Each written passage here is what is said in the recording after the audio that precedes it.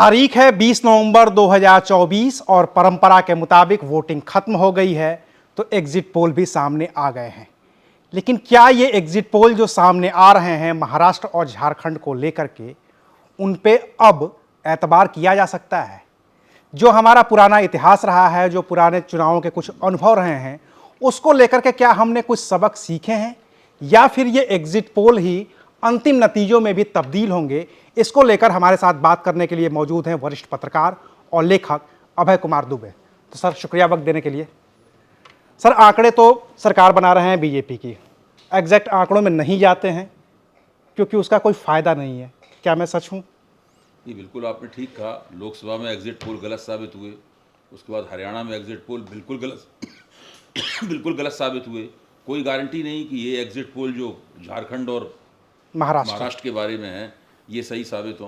कोई कुछ नहीं कह सकता। दरअसल एग्जिट पोल करना, ओपिनियन पोल करना, ये पूरी की पूरी जो सर्वे टेक्नोलॉजी है, ये सर्वे टेक्नोलॉजी मेरे ख्याल से तो काफ़ी संदिग्ध हो चुकी है। Centre for the study of developing societies का जो एक रिसर्च उपक्रम है लोक नीति, जिसके बारे में हम सब लोग जानते हैं, CSDS लोक नीति का सर्वेक्षणों की शुरुआत की थी, तब उसका उद्देश्य अकादमी हुआ करता था, एकेडमिक हुआ करता था। उसके जरिए हम वोटिंग बिहेवियर की जांच करना चाहते थे कि भाई कोई मतदाता क्यों वोट देता है, क्या सोचकर वोट देता है, और वो क्या वोट देते समय उसके दिमाग में क्या बातें होती हैं।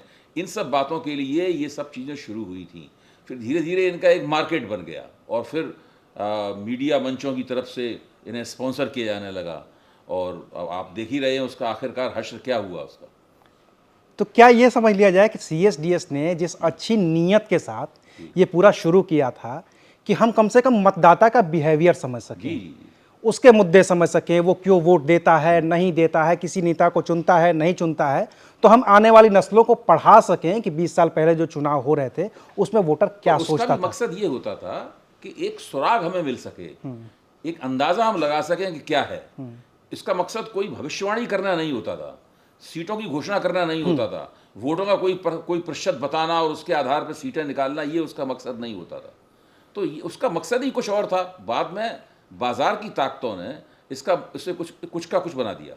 तो अब क्या समझा जाए कि ये सारी की सारी दुकानें बंद हो जाएंगी? भाई, या तो ये अपनी जो इनका तरीका है, इनका जो सिस्टम है, इनकी जो टेक्नोलॉजी है, इसके अंदर कोई बहुत बड़ा परिवर्तन करें, ज़्यादा लोगों को लगाएं, अपने सैंपल जो साइज बड़ा करें, सर्वे की क्वालिटी को बेहतर करें, और श्रोताओं को बताएं कि आखिरकार इस सर्वे कैसे हो रहा है, सर्वे की पूरी पद्धति बताएं, तब तो कुछ बात बनती भी है। वरना धीरे धीरे करके क्या होगा कि ये पूरी तरह अविश्वसनीय हो जाएंगे, और अविश्वसनीय होने का सिलसिला शुरू हो गया। क्योंकि हम सर यही देख पा रहे हैं, हरियाणा इतना छोटा स्टेट था तो पूरा प्रेडिक्शन फेल हो गया।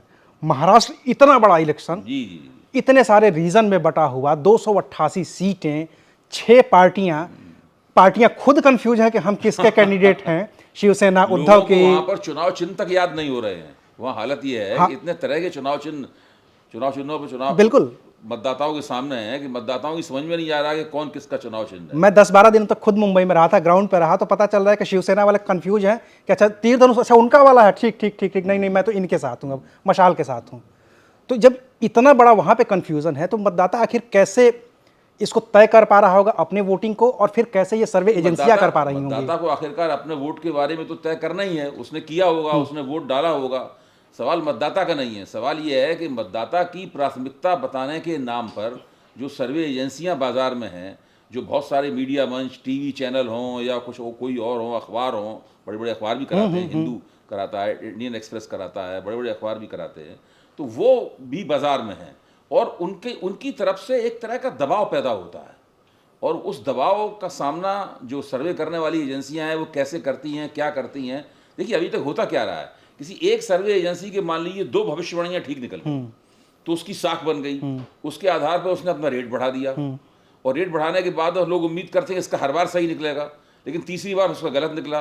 फिर उस उम्मीद में कि शायद चौथी बार, 5वीं बार भी इसीलिए हो गया कि शायद पहली दूसरी बार की तरह इसका सही निकले, फिर तो गड़बड़ हो जाता है मामला। देखिए, धीरे धीरे भारत में चुनाव और पहले से ज़्यादा जटिल होते जा रहे हैं, पेचीदा होते जा रहे हैं, मुद्दे बहुत पेचीदा हैं। ये अंदाज़ा नहीं लगा सकते आप कि अगर बहुत बड़ी बड़ी रैलियां किसी पार्टी की हो रही हैं तो वो गारंटीज चुनाव जीत जाएगी, इसका भी कोई संबंध नहीं है।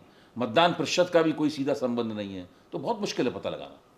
तो इसका मतलब ये समझा जाए कि ये मतदाता भी पहले से ज़्यादा जागरूक हुआ है क्या? हमारे मेथड में तो कमी है ही, मतदाता भी ये इतना जागरूक हो गया क्या कि वो वोट देता कुछ और है, बताता कुछ और है, और इसकी वजह से भी ये सारी गड़बड़ी हो आप रही है। बताइए, आप कैसे इस बात की गारंटी ले सकते हैं कि मतदाता से वास्तव में पूछा भी गया कि नहीं पूछा गया है?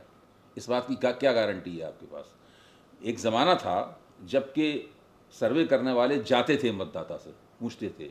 आजकल तो ज़्यादातर सर्वे ओपिनियन पोल टेलीफोन से होते हैं। हमने तो ये देखा है कि लगभग सारे के सारे टेलीफोन से होते हैं ओपिनियन पोल, मैं आपको बता रहा हूँ। आपने एग्जिट पोल तो शायद ओपिनियन टेलीफोन से इतने नहीं होते, लेकिन ओपिनियन पोल तो सारे के सारे टेलीफोन से होते हैं।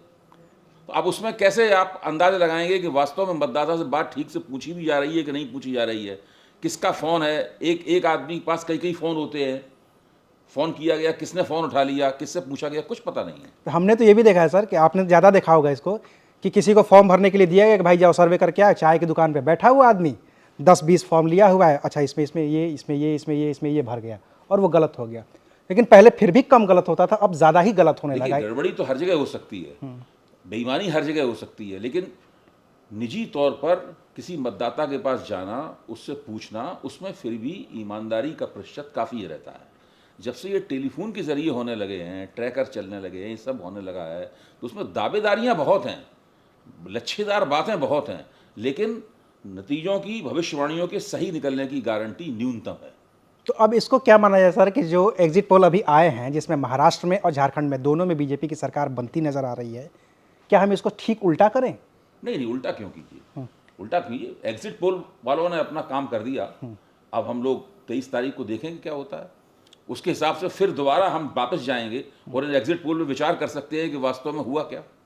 तो मतलब जनता से बस यही है कि बस जो भी एग्जिट पोल सामने आ रहे हैं उनको अंतिम नतीजे मत मानिए, उनके आधार पर कोई धारणा ना बनाइए। नहीं, कोई धारणा नहीं बनानी चाहिए, उससे आप अपने आप को मुगालते में रखेंगे और उससे बाद में आपको निराशा होगी। एक आखिरी सवाल सर, क्योंकि आपने ये चुनाव पूरा देखा है, जिस तरीके का बज क्रिएट होना चाहिए था हिंदी पट्टी में भी महाराष्ट्र को लेकर के, खासतौर से इतना बड़ा स्टेट है, वो देखने को नहीं मिला। आप इसको कैसे देखते हैं? महाराष्ट्र के चुनाव की हिंदी पट्टी में बस क्यों बनेगा? क्योंकि बड़ा स्टेट है, वहां पे बहुत कुछ स्टेक पे होता है। जो लोग राजनीति के बहुत नजदीक हैं, राजनीति से जुड़े हुए हैं, उनकी उसमें ज्यादा दिलचस्पी है, लेकिन सामान्य मतदाता की उसमें क्यों दिलचस्पी होने वाली है?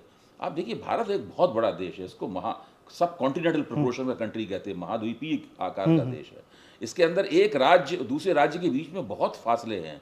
जैसे उत्तर प्रदेश के आदमी को पता ही नहीं है कि महाराष्ट्र में कौन ओबीसी है, कौन दलित है। जो जाति सूचक नाम है, अगर उनके सामने बता दिया जाए तो नाम देख के बता ही नहीं पाएगा कि इस जाति का मतलब जो है। अब कल तावड़े साहब के साथ एक वो हुआ, दुर्घटना हुई, उनके खिलाफ एफआईआर दर्ज हो गई, पैसे रुपए बांट रहे थे। अब आप उत्तर प्रदेश में पूछिए कि तावड़े कौन होते हैं, लोग नहीं बता पाएंगे। वही बता पाएगा जिसको पता है, जो राजनीति नज़दीक से जुड़ा हुआ है, बाकी लोग नहीं बता पाएंगे।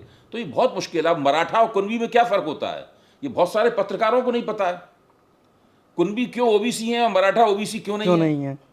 आप लोगों से पूछो कि शिवाजी कुनबी थे कि मराठा थे। पूछिए, कितने लोग अपने ऑफिस में पूछ के देखिए यहाँ पे कि शिवाजी कुनबी थे कि मराठा थे, नहीं बता पाएंगे। या जो शिंदे साहब हैं, शिंदे साहब के नाम, शिंदे नाम के सेनापति शिवाजी की सेना में थे, उनके बारे में आप गूगल में पढ़ते पता चलता कि वो कुनबी थे, और शिंदे साहब से पूछे वो कहेंगे हम मराठा हैं। तो आप कैसे इसका पता लगाएंगे? पता नहीं है लोगों को कहाँ क्या है। झारखंड के बारे में और भी नहीं पता है। जो मैया योजना है, हेमंत सोरेन की चलाई हुई, आप लोगों से पूछिए मैया शब्द का क्या अर्थ होता है। उत्तर प्रदेश में लोग बताएंगे मैया का मतलब हुआ माँ, वहाँ मैया का मतलब है घर की सबसे छोटी बेटी, उसको कहते हैं मैया, मैया उसको कहते हैं। तो ये भारत बहुत बड़ा है, सांस्कृतिक अंतर बहुत है, एक इलाके का व्यक्ति दूसरे इलाके को नहीं जानता है।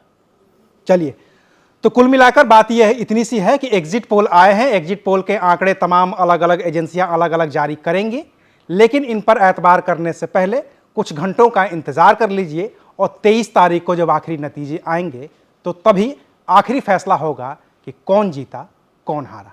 शुक्रिया, आप देख रहे थे ABP live. For exclusive and insightful videos, subscribe to our new channel ABP Live Premium.